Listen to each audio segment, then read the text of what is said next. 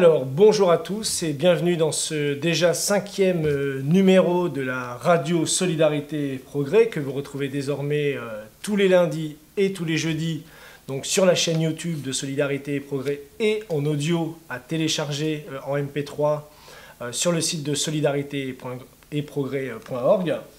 Donc pour ce 5e numéro, évidemment, impossible, impensable même de ne pas parler du débat primaire de la gauche, qui donc a eu lieu, les deux premiers débats ont eu lieu la semaine dernière et l'autre hier soir, et lors duquel on a pu voir que tous les prétendants à la présidence de la République, tous les candidats aux primaires, étaient totalement soumis à l'occupation financière, soumis à l'occupation culturelle, soumis à l'occupation militaire, puisqu'on voit qu'aucun des candidats, ou plutôt tous les candidats, sont pour rester dans l'OTAN, donc continuer les guerres folles qu'a menées l'OTAN sous la tutelle des Anglo-Américains, et qui a quand même été le berceau du terrorisme qui nous a frappés depuis 2013, avec des pays entièrement déstabilisés.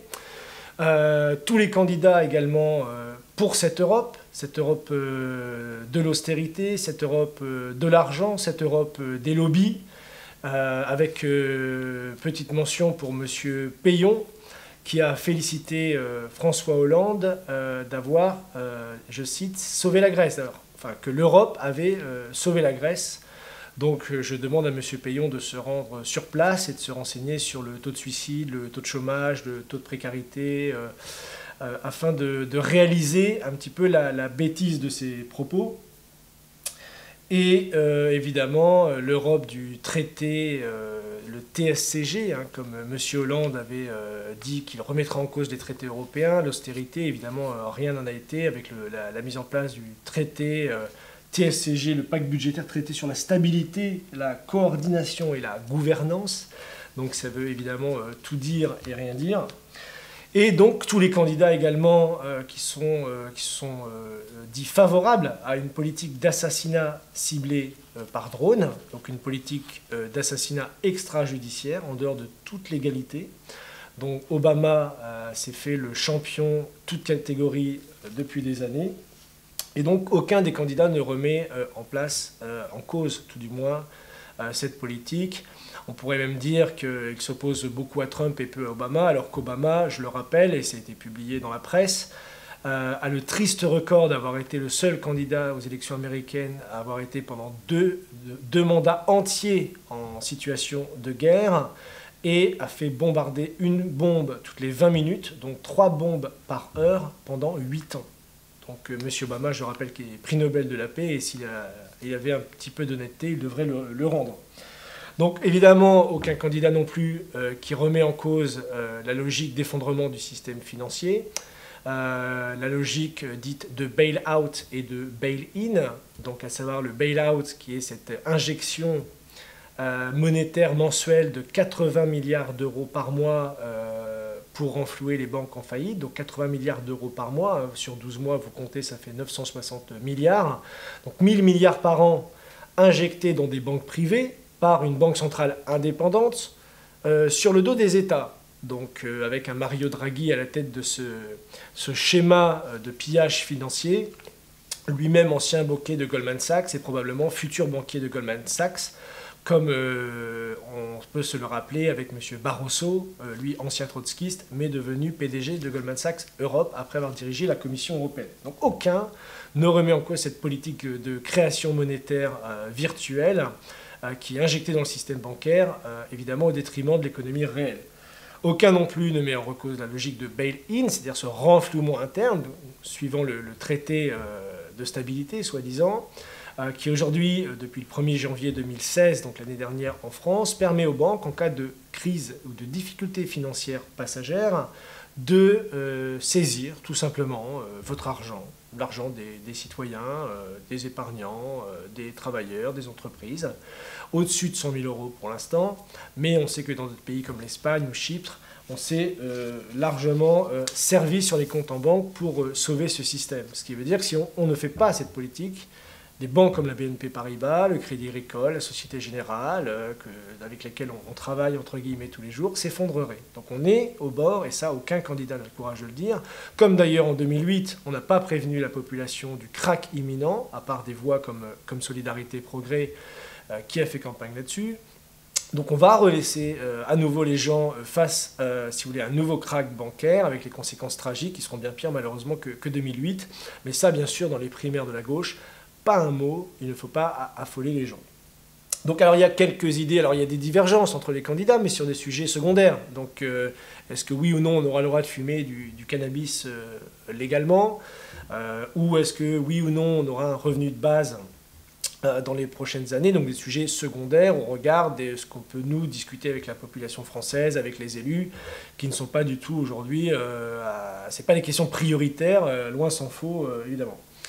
Donc il y a quand même une idée qui a émergé dans ce débat. On a parlé d'un plan Marshall pour l'Afrique, donc sujet qui nous tient à cœur évidemment. Donc, mais qu'est-ce qui se cache derrière ce plan Marshall? Évidemment, c'est le plan Borloo, donc un projet soi-disant d'électrification de l'Afrique. Il faut savoir que Solidarité et Progrès avait soutenu la création d'un fonds financier franco-chinois, ou sino-français, qui a été créé le 14 novembre donc, dernier, et qui est géré en France par la Caisse des dépôts et consignations, qui avait été d'ailleurs proposé par la Chine dans le cadre de sa politique de la route de la soie, de la dynamique des BRICS, de ce nouveau paradigme infrastructurel qui a cours aujourd'hui au niveau mondial et dont on ne parle pas non plus dans les primaires. Et donc un fonds de développement, puisque la Chine s'était aperçue qu'évidemment pour développer l'Afrique dite francophone, il fallait passer par la France, par M. Bolloré et ses amis, Areva et j'en passe.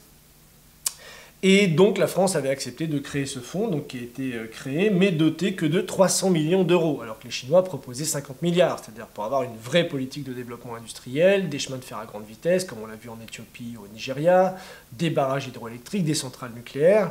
Donc vraiment une volonté d'industrialiser l'Afrique. Alors qu'est-ce qu'on entend en France?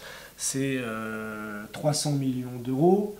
Parce que, je cite le responsable de la Caisse des dépôts et consignations, les finances publiques françaises ne le permettent pas. Voilà, donc on ne peut pas, on peut renflouer des banques, hein, on peut faire ce genre de choses à coût de dizaines de milliards d'euros par mois. Par contre, l'industrialisation de l'Afrique, ce sera pour demain. Et dans le Figaro, il y a un article ici que j'ai là, bon, je ne sais pas si on le voit bien, ces entreprises tricolores qui veulent électrifier l'Afrique sous l'impulsion du MEDEF. Attention. Donc on sait que 620 millions d'Africains n'ont pas accès aujourd'hui à l'électricité, que l'Afrique, il faut quand même voir que sa population va doubler d'ici à 2050 pour atteindre probablement 2 milliards et demi d'individus. Donc c'est quand même d'ici à 2050, donc c'est sur 30 ans, donc il faut un vrai programme de réindustrialisation sur 30 ans. Et on apprend que sous l'impulsion justement du MEDEF, le MEDEF a surtout mis sur pied un organisme, Africa Grids, donc qui réunit toute la nomenclatura actuelle, RTE, Veolia, EDF, Schneider Electric, etc., pour électrifier l'Afrique. Donc c'est Pierre Gattaz qui a voulu mettre en place cette structure, après avoir rencontré Jean-Louis Borloo, le promoteur d'énergie pour l'Afrique. Notre rôle, je cite, est de faire de la veille, pour signaler à nos membres les projets de 2 à 3 millions d'euros, 2 à 3 millions d'euros, ciblés pour l'électrification de l'Afrique rurale. Donc on voit... c'en est presque comique, quelque part, de faire accéder 50 millions d'Africains à l'électricité dans les 3 ans à venir. Donc voilà, c'est la banqueroute de la charité, comme c'était l'expression favorite d'Émile Zola dans son livre Paris, où il explique cette société où on a une caste de riches à la fin du 19e siècle, caste de riches très riches dans les quartiers de la Madeleine, qui s'oppose à cette caste de gens très pauvres autour de Montmartre. Et la misère est extrême, les riches sont de plus en plus riches, les pauvres de plus en plus pauvres.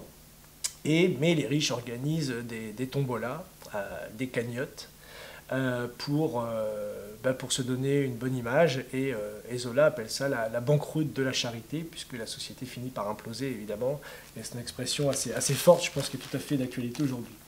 Donc voilà, 2 à 3 millions d'euros pour les 3 ans à venir en Afrique, alors qu'il faut savoir que c'est plus de 100 milliards, et ça c'est le chiffre à minima, qui s'enfuit de l'Afrique chaque année, puisqu'on prend les matières premières pour des prix dérisoires, il y a de l'évasion fiscale à ne plus savoir qu'en faire. Enfin, il y en a presque 100 milliards par an qui s'enfuient de l'Afrique et qui viennent alimenter l'économie européenne ou américaine. C'est-à-dire que c'est nous qui sommes assistés par l'Afrique aujourd'hui, donc c'est pas l'inverse. Donc il faut réinverser les vapeurs. Donc, évidemment, il faut faire un constat clair de ce qui se passe en France. C'est ce que nous avons fait dans le cadre du soutien, évidemment, que nous faisons à la campagne présidentielle de Jacques Cheminade. Donc, en reprenant les éléments qui ne sont pas discutés dans les débats médiatiques. Donc, par exemple, le rapport de la Fondation Abbé Pierre, qui est sorti il y a quelques mois, qui explique l'état de la France, 140 000 SDF, sans domicile fixe, 15 000 à 20 000 personnes vivant dans 430 bidonvilles en France, 430 bidonvilles, hein, donc il faut quand même les voir. 100 000 Français qui habitent tout au long de l'année dans une caravane ou un mobil-home, ou même aujourd'hui de plus en plus dans leur voiture. On a même appris, j'ai vu dans ma Picardie natale, des lycéens aujourd'hui qui n'ont pas de logement et qui vont au lycée tout en dormant dans leur voiture. Donc 1,8 million de personnes qui sont en attente d'un logement social et 200 000 étudiants qui sont dans une situation financière d'extrême précarité, ce qui a fait exploser le taux de prostitution, si vous voulez, dans cette jeunesse, si vous voulez, pour pouvoir survivre et se payer des études et essayer de s'en sortir. Donc on en est là aujourd'hui. Donc ça, c'est sur le plan moral, sur le plan humain. Sur le plan des infrastructures, on a également publié toute une analyse inspiré du rapport de la Fédération nationale des travaux publics. Donc sur les routes de France, puisque quand on parle au maire, c'est une des priorités, l'aménagement du territoire. Qu'est-ce qu'on va faire pour les territoires face au désert infrastructurel? Donc pour les routes, une baisse de 33% de l'entretien des routes départementales depuis 5 à 6 ans. Donc, alors que la surface des routes doit être renouvelée tous les 15 ans, aujourd'hui on est à presque 25 ans de taux de renouvellement. Donc les ponts également, 72 000 ponts en France sont menacés par la corrosion des armatures, selon le rapport de cette FNTP, Fédération nationale des travaux publics. Et un pont ferme par jour aujourd'hui en France. Donc vous imaginez les problèmes que ça peut poser en termes de circulation. Je ne parle pas évidemment du réseau ferroviaire, là c'est un rapport de la Cour des comptes sur les transports ferroviaires, avec des caténaires, des aiguillages qui ont parfois plus de 30 ans, certains ont même plus de 80 ans, et 5% ont même plus de 100 ans, rien qu'en région parisienne. Donc évidemment, c'est les infrastructures qui partent à volo, dont la distribution d'eau, puisque 20% de l'eau potable se perd à cause des fuites aujourd'hui dans notre réseau national. Donc ça, c'est le bilan humain, le bilan infrastructurel sur lequel on peut intervenir. Alors, on injecte beaucoup d'argent dans le système. Le problème n'est pas l'argent. Le problème, c'est la question du crédit productif. C'est où va l'argent? Est-ce que la dette, aujourd'hui, qu'on a au niveau européen est légitime? Doit-on payer ou non cette dette? À cette question, nous répondons non. C'est une dette qui a été, si vous voulez, créée virtuellement pour de la spéculation financière sur les marchés financiers, au détriment même des États qui ont autorisé ces créations monétaires. Donc il faut, et c'est ce que nous proposons, immédiatement reprendre le contrôle de cette émission monétaire et injecter 100 milliards par an. C'est notre programme, ça n'a pas été discuté également dans les primaires, 100 milliards par an pour créer 1 million d'emplois chaque année. Et tout le monde sait que ce n'est pas les emplois qui manquent, si on veut. Nous proposons de créer 100 000 postes, par exemple, d'aide maternelle par an. Donc ça, en vue de remplacer les départs à la retraite, c'est 50 000 départs à la retraite par an dans ce secteur, pour accueillir 300 000 enfants dans les 10 000 crèches supplémentaires dont nous avons besoin. Donc la création de crèches, les postes d'aide maternelle. Pour les personnes âgées également, on a besoin d'un vivier de personnes pour aider. Donc 100 000 postes d'assistance à la personne, donc c'est des aides à domicile pour accompagner les personnes âgées qui n'ont pas toujours les moyens, si vous voulez, de se payer une maison de retraite. Donc dans le logement également, donc là on est déjà 100 000, 200 000 emplois créés. Dans le logement, reconstruire, rénover 500 000 logements insalubres. En France, c'est une catastrophe. Construire 150 000 logements neufs supplémentaires par an, afin d'atteindre les 500 000 dont on a besoin. Et ça, d'après un bureau d'études, c'est la création immédiate de 160 000 nouveaux emplois annuels. Un projet.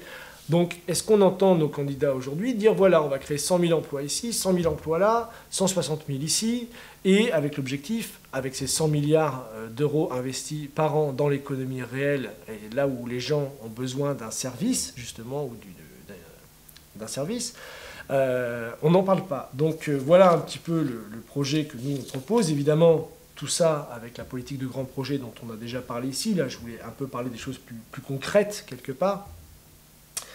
Donc voilà, tout ça n'est pas débattu. On est dans l'ancien paradigme, le paradigme de la finance folle, alors que partout dans le monde, aujourd'hui, si vous voulez, c'est les grands projets qui sont à l'honneur. Alors deux choses pour terminer, qui est le travail que nous faisons également avec Solidarité et Progrès et des amis à nous comme l'Institut Schiller, Madame Larouche, qui parcourt le monde aujourd'hui pour défendre cette politique d'un nouveau paradigme et qui, évidemment, des percées très importantes ont lieu ces derniers mois, puisque pas plus tard que la semaine dernière, il y a eu une grande conférence donc à Stockholm, donc, qui avait pour titre « Donald Trump et le nouveau paradigme international ».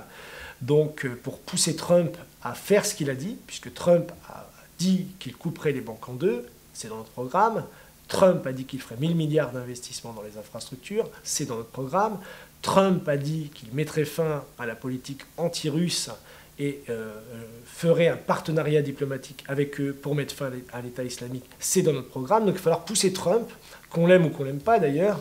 Ce qui est sûr, c'est que Clinton aurait continué la politique de guerre, mais qu'on aime ou qu'on n'aime pas Trump, il va falloir le pousser, si vous voulez, à entrer dans ce nouveau paradigme, mais tout est possible, malgré l'hystérie généralisée des médias occidentaux, puisqu'il n'y a pas un média, tous les jours, même en France encore ce matin, qui hurle au scandale de voir M. Trump prendre le pouvoir, donc vendredi, puisqu'il sera inauguré officiellement président des États-Unis, donc ce vendredi. Donc c'est l'hystérie générale dans les médias. Ça ne veut pas dire que Trump est bien, mais puisque tous les médias ultralibéraux l'attaquent, on se dit que peut-être il y a quelque chose à faire avec lui. Toujours est-il qu'il y avait cette conférence à Stockholm sur le sujet, où on a pu réunir un grand nombre de personnes, dont plus d'une vingtaine de diplomates étaient présents, 7 ambassadeurs, donc des ambassadeurs de différents pays étaient présents, donc des ambassadeurs d'Europe, de l'Asie et évidemment 4 de l'Afrique. Donc les ambassadeurs se sont déplacés pour venir écouter le projet de nouveau paradigme que propose Madame Larouche au niveau international et que propose Solidarité et Progrès en France. Donc ça, c'était une excellente conférence qui a eu tout de suite un impact évidemment international, même pour l'Europe, parce que ces questions ne sont pas discutées aujourd'hui. Et elle a enchaîné avec une autre conférence, cette fois à New York, sur le même sujet, instaurer un nouveau paradigme pour un dialogue des civilisations, qui a quand même réuni également plus de 180 personnes, dont également des gens très importants dans la politique américaine. Donc on a ce nouveau paradigme qui n'est pas débattu évidemment dans le débat primaire de la gauche, qui n'était pas non plus débattu dans le débat primaire de la droite, qui n'est présenté finalement par aucun candidat prétendant à l'élection présidentielle, mais qui pourtant avance. Donc voilà, on est aujourd'hui à un carrefour, entre guillemets. On doit choisir entre l'hystérie, la folie d'un monde financier qui est en faillite, ou ce moment historique qui est de sursauter, de se réveiller et de se dire qu'il y a une occasion à saisir. On va collaborer avec les États-Unis, avec la Russie, avec la Syrie, avec l'Europe, remettre toutes les énergies de l'avant pour bâtir ce monde de demain, ce nouveau paradigme de développement mutuel et de dialogue des civilisations. Aujourd'hui, les gens en ont marre de ces guerres. Les gens en ont marre de cette précarité, de cette austérité, de cette superficialité de nos débats politiques. Donc il est temps de remettre les grands enjeux sur la table.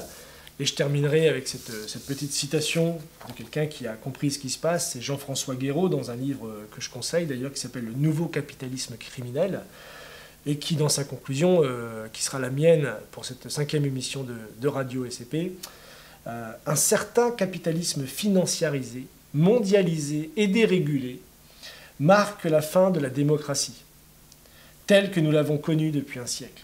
Et le pouvoir disciplinaire des marchés financiers lamine la souveraineté des peuples et des États.